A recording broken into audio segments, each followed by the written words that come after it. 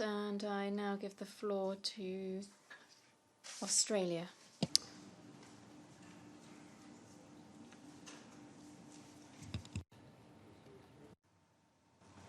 Thank you, Mr. Chair.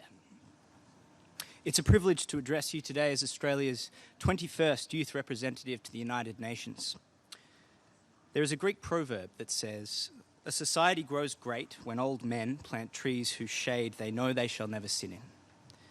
This fundamental idea has underpinned human development for centuries. The idea that we are only caretakers of the present, that the decisions we make today will impact future generations. An idea that 4 years ago inspired 193 countries to adopt the 2030 Agenda, the most ambitious commitment to sustainable development we've ever seen. Today we've made progress, but so many of us young people remain uncertain about our futures. Over the past 6 months, I've travelled across Australia listening to thousands of young people. I've been to every state and territory, from our most remote communities to our bustling metropolises, visiting schools, technical colleges, universities, community groups, places of worship, hospitals, and detention centres. I've laughed and I've cried with young Australians, and have seen how the systems we've built are both enabling them and failing them.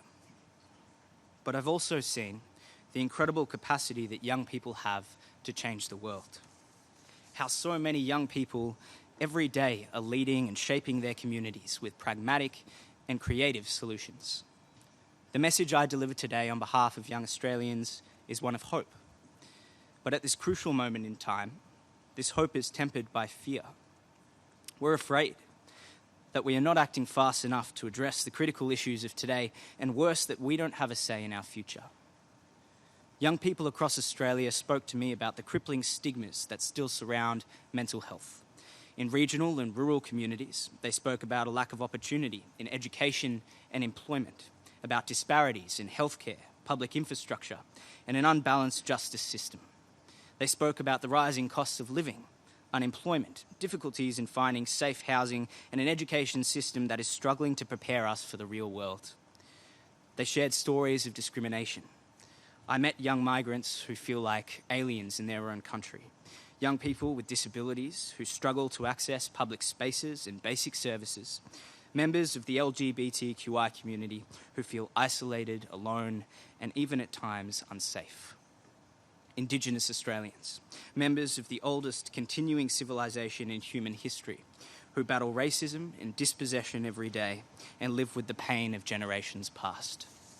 I met a 10-year-old Indigenous boy whose traditional language is one of hundreds that are disappearing, who learns nothing about his culture in school and is 15 times more likely to be incarcerated than his non-Indigenous peers.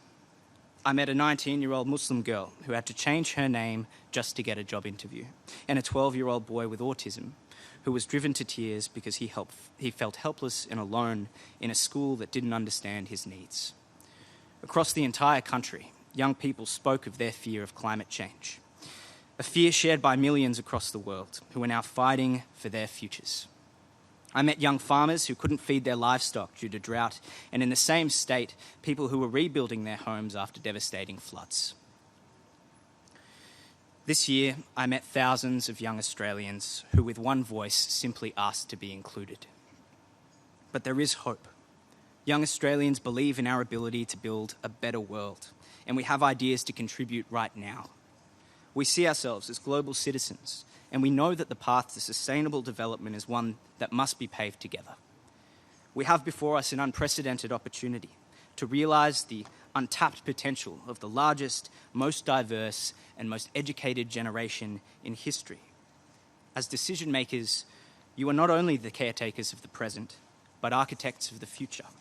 We need you to plant those trees. We invite you to include us in the conversations that are shaping our lives. Embrace our ideas and our solutions. As young people, we want to work with you. We are ready to work with you, but you need to want the same. In 2030, I may have children of my own. When they look back at this time in our history, what will they see? A world divided, of inequality, an environmental catastrophe where the generations are at odds? Or will they recall a time when the generations came together and with determination met our greatest challenges? That history is ours to create. I thank you. Je vous remercie.